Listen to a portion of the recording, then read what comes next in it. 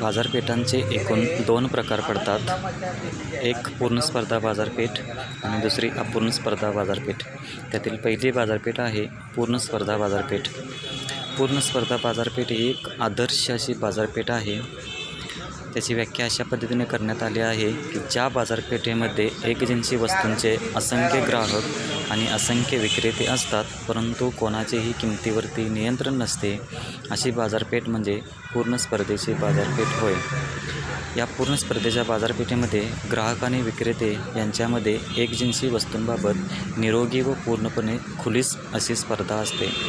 म्हणजे बाजारपेठेमध्ये ज्या वस्तू आलेल्या असतात त्या वस्तू विक्री करण्यासाठी आणि खरेदी करण्यासाठी ग्राहकांच्यामध्ये आणि विक्रेत्यांच्यामध्ये पूर्णपणे खुली अशी स्पर्धा असते. बाजारपेठेमध्ये एकच किंमत प्रस्थापित झालेली असते आणि या बाजारपेठेमध्ये जी किंमत प्रस्थापित झालेली असते त्या किमतीला किती वस्तूंची खरेदी करायची आणि किती वस्तूंची विक्री करायची याचाच निर्णय विक्रेते आणि ग्राहकांना घ्यावा लागतो. पूर्ण स्पर्धेच्या बाजारपेठेची वैशिष्ट्ये. पहिलं वैशिष्ट्य असंख्य ग्राहक. या बाजारपेठेमध्ये ग्राहकांची संख्या खूप मोठी असते. एका ग्राहकाची जी मागणी असते ती मागणी एकूण मागणीच्या नगण्य प्रमाणामध्ये असते. त्यामुळे एखादा ग्राहक आपली मागणी कमी जास्त करून एकूण मागणीवरती त्याचबरोबर वस्तूच्या किमतीवरती प्रभाव पाडू शकत नाही. म्हणजेच ग्राहकांची मागणी ही एकूण मागणीच्या अतिशय नगण्य प्रमाणामध्ये असते. ग्राहक एकूण मागणीवरती परिणाम करू शकत नाही, तसेच वस्तूच्या किमतीवरती प्रभाव पडू शकत नाही. त्यामुळे बाजारपेठेमध्ये प्रस्थापित झालेल्या किमतीला किती वस्तूंची खरेदी करायची याचाच निर्णय ग्राहक घेऊ शकत असतो. तर एकूण मागणीवरती किमतीवरती प्रभाव पाडू शकत नाही. एखाद्या ग्राहकाची मागणी ही समुद्रातील पाण्याच्या एका थेंबासारखी असते.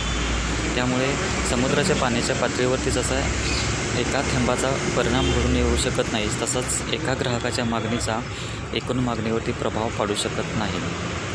दुसरं वैशिष्ट्य आहे असंख्य विक्रेते. ग्राहकांच्या संख्येप्रमाणेच विक्रेत्यांची संख्या देखील पूर्ण स्पर्धेच्या बाजारपेठेमध्ये असंख्य प्रमाणामध्ये अशी खूप मोठी असते. त्यामुळे एका विक्रेत्याचा पुरवठा हा एकूण पुरवठ्याच्या अतिशय नगण्य प्रमाणामध्ये असेल.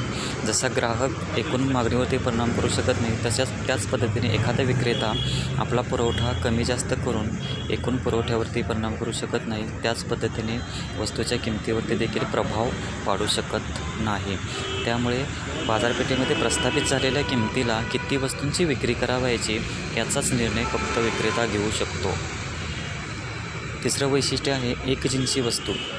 एकाच प्रकारची वस्तू या बाजारपेठेमध्ये रंग, आकार, चव, गुणधर्म, दर्जा, रचना, सुबकता, टिकाऊपणा, त्याचं वेस्टर्न, वजन इत्यादी सर्व बाबतीमध्ये एकसारखीच म्हणजेच एकजिन्सी वस्तू संपूर्ण बाजारपेठेमध्ये आपल्याला पाहायला मिळते.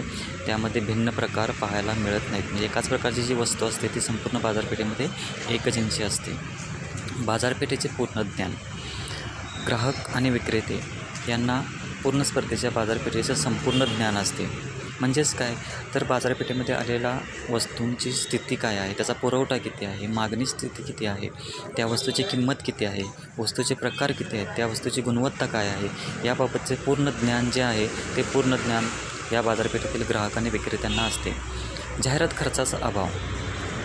बाजारपेठेचे संपूर्ण ज्ञान विक्रेत्यांना आणि ग्राहकांना असल्यामुळे या ठिकाणी विक्रेत्यांना जाहिरात खर्च करावा लागत नाही. कारण बाजारपेठेचे संपूर्ण ज्ञान आहे. वस्तू कोणत्या प्रकारची आहे, कोणता दर्जा आहे, वस्तूंचा पुरवठा किती झालेला आहे, त्याची किंमत काय आहे, याबाबतीत सर्व ज्ञान आहे ते ग्राहकांना असते. त्यामुळे आपल्या वस्तूंची ओळख करून देण्यासाठी विक्रेत्यांना जाहिरात खर्च करावा लागत नाही. उत्पादन घटकांची पूर्ण गतिशीलता.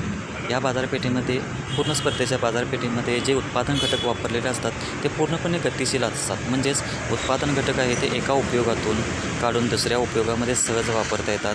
एका उद्योगातून काढून ते दुसऱ्या उद्योगामध्ये सहजपणे वापरता येतात. म्हणजे उत्पादनासाठी वापरले जाणारे जे घटक आहेत ते घटक पूर्णपणे गतिशील असतात. प्रवेश आणि गमनाचे स्वातंत्र्य. या बाजारपेठेमध्ये नवीन विक्रेत्यांना प्रवेश करणे आणि तोट्यातील विक्रेत्यांना गमन करणे पूर्णपणे स्वातंत्र्य असते. म्हणजेच काय तर समजा पूर्ण स्पर्धेच्या बाजारपेठेमध्ये नफा मिळत आहे तर नफा मिळत असताना नवीन उद्योगसंस्था बाजारपेठेमध्ये सहज प्रवेश करू शकतात. त्यांच्यावरती कोणत्या प्रकारचे बंधन नसते, म्हणजे मुक्त प्रवेश ते करू शकतात. याउलट जेव्हा तोटा होत असतो त्यावेळी तोट्यातील उत्पादन संस्था उत्पादन बंद करून बाजारपेठेतून सहज बाहेर पडू शकतात. म्हणजेच जे विक्रेते आहेत किंवा उत्पादन संस्था आहेत त्यांना या बाजारपेठेमध्ये प्रवेश आणि गमनाचे स्वातंत्र्य असते. वाहतूक खर्चाचा अभाव. पूर्ण स्पर्धेच्या बाजारपेठेमध्ये वाहतूक खर्च करावा लागत नाहीत, कारण उद्योगसंस्था परस्परांच्या खूप जवळ असतात. त्यामुळे उत्पादन संस्था कच्चा माल आणण्यासाठी आणि तयार पक्का माल बाजारपेठेमध्ये विक्री करण्यासाठी वाहतूक खर्च करावा लागत नाहीत. एकच किंमत. या बाजारपेठेमध्ये एक जिन्सी वस्तू असतात. असंख्य ग्राहक आहेत, असंख्य विक्रेते आहेत, बाजारपेठेचे पूर्ण ज्ञान आहे. त्यामुळे पूर्ण स्पर्धेच्या बाजारपेठेमध्ये मागणी आणि पुरवठ्याच्या संतुलनातून एकाच प्रकारच्या वस्तूची सर्वत्र एकच किंमत प्रस्थापित झालेली असते. किमतीमध्ये बदल घडून येऊ शकत नाही. किंमत जी आहे त्या किमतीवरती ग्राहक आणि विक्रेते प्रभाव पाडू शकत नाहीत. त्यामुळे या बाजारपेठेमध्ये एक जिन्सी वस्तूंची सर्वत्र एकच किंमत असते. विक्रेता हा किंमत स्वीकारणारा असतो.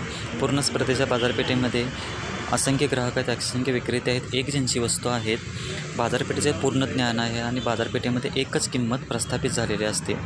त्यामुळे विक्रेता हा किंमत स्वीकारणारा असतो. तो विक्रेता बाजारपेठेतील किमतीवरती प्रभाव पडू शकत नाही, किंमत बदलू शकत नाही आणि या बाजारपेठेमध्ये सर्वसाधारण नफा मिळत असतो, कारण विक्रेत्यांची संख्या खूप मोठ्या प्रमाणामध्ये असते.